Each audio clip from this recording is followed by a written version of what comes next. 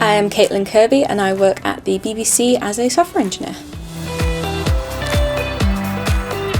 I did a degree at the University of Manchester in computer science, and then after that you've got to find yourself to work somewhere, and so I was basically putting in applications for a variety of different things, and I came across the BBC's graduate scheme, made an application, did a very scary interview, and I got it.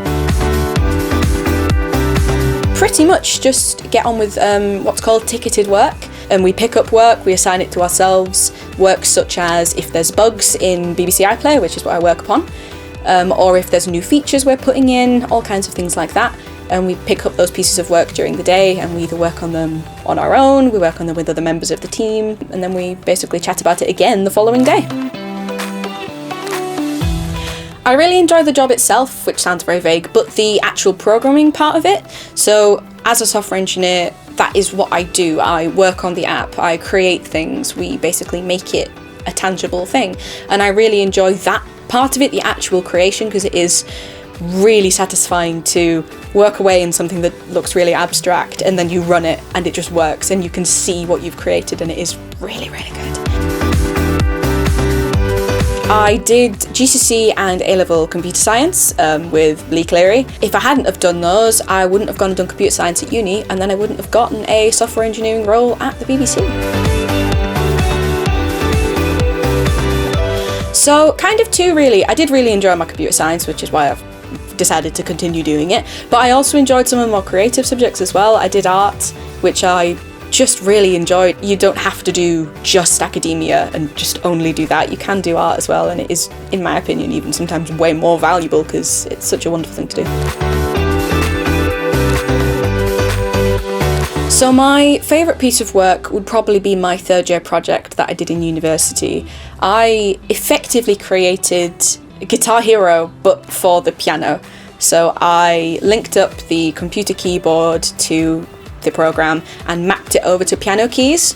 So basically the middle row of keys was the C to C, and then shift and control would take you up and down the octaves, etc.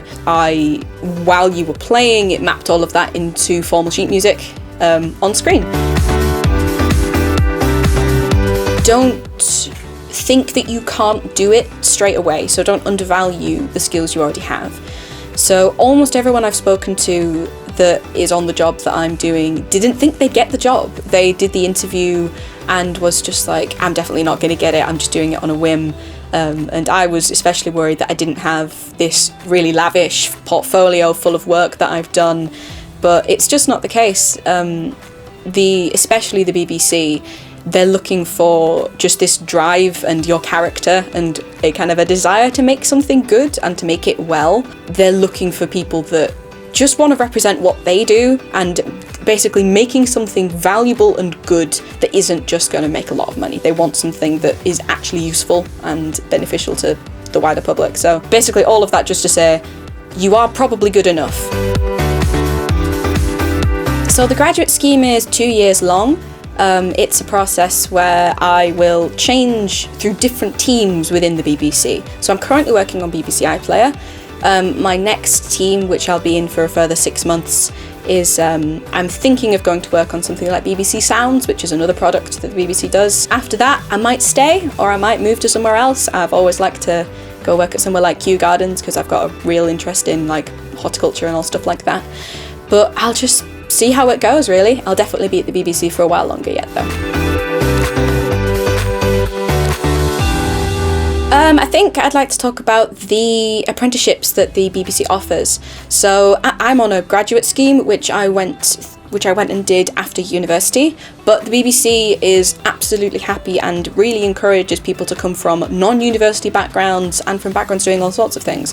The three main entry points which are probably most applicable, the two degree apprenticeship schemes and then the software engineering graduate scheme.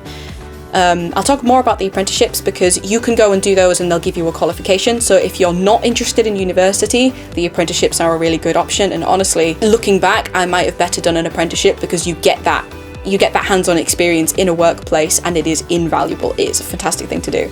So yeah, there's the UX one, which is all about designing what the pages might look like and getting this, basically making all the BBC products look fantastic. That side of it is the UX apprenticeship. And then there's the software engineering one, where you would make what the UX designers have created. And both of these are a fantastic way to get into the field.